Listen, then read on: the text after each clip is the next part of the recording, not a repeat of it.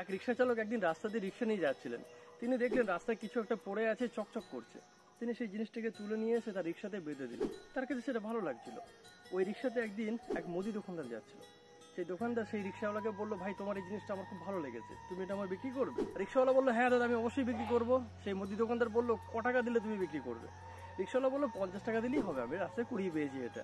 যথারীতি সেই মুদি দোকানদার সেই জিনিসটাকে 50 টাকা দিয়ে কিনে নিয়ে গিয়ে তার মুদিখানা দোকানে ওটাকে বেঁধে রেখেছেন। সেটা তার কাছে ভালো লাগছিল।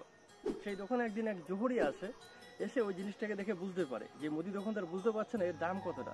বুঝতে পারলে এটাকে এখানে বেঁধে রাখতো না। সেই জোহরি বললো, এটা তুমি আমাকে বিক্রি করবো, আমার খুব ভালো লেগেছে। মুদি দোকানদার বললো, হ্যাঁ বিক্রি করবো। তখন জোহরি জিজ্ঞেস করে দাম কত। তখন মুদি দোকানদার বলে, তুমি আমাকে 300 টাকা দিও, তাহলেই হবে। জোহরি বলে, না 300 টাকা দেবো না, আমি 200 টাকা দেবো। শেষমেশ বাড়াবাড়ি করে আমি 220 টাকা দিতে পারি। মুদি দোকানদার দিল না, বললো না আমি 300 টাকা না হলে বেচবো না। জোহরি ভাবলো যে এই ব্যক্তি তো জানিই না এর মূল্য কতটা, থাক আমি পরে এসে 220 টাকা দিয়ে নিয়ে যাবো। সেদিনকে সন্ধ্যাবেলায় অন্য একজন জোহরি সেই দোকানে আসে মুদি দোকান করতে। তিনি ওই জিনিসটা দেখে মুদি দোকানদারকে একই কথা বলে যে আমি এই জিনিসটা কিনতে চাই। মুদি দোকানদার বলে, হ্যাঁ 300 টাকা দিলে আমি আপনাকে দিয়ে দেবো। যথারীতি সেই ব্যক্তি 300 টাকা দিয়ে সেই জিনিসটা নিয়ে চলে যায়। পরের দিন সকালে সেই ব্যক্তি আবার আসে যিনি ওটা 220 টাকা দাম দিয়ে গেলেন। তিনি এসে বলছে, ওই জিনিসটা কোথায়? মুদি দোকানদার বলল, সেটা একজন 300 টাকা দিয়ে নিয়ে গেছে। তখন সেই জোহরি সেই মুদি দোকানদারকে বলছে, আপনি কি বোকা আছেন, মূর্খ আছেন? আপনি জানেন না ওই জিনিসটার দাম কত, আপনি 300 টাকা দিয়ে দিলেন? মুদি দোকানদার তখন সেই জোহরিকে বলছে, আমি তো ওর মূল্য বুঝি না, তাই 300 টাকা দিয়েছি, আপনি তো ওর মূল্য বোঝেন।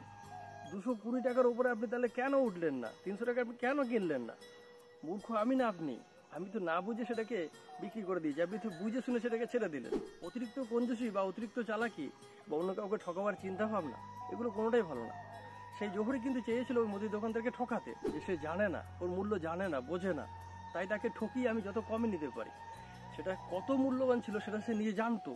মুদির দোকানদারকে ঠকাবার চিন্তা ভাবনা করেছিল, আখেরকার তাকেই ঠকতে হলো। 80 টাকা বেশি দিয়ে সেই জিনিসটা যদি সে নিত তাহলে তার লাভই হতো। ভালো থাকবে সবাই।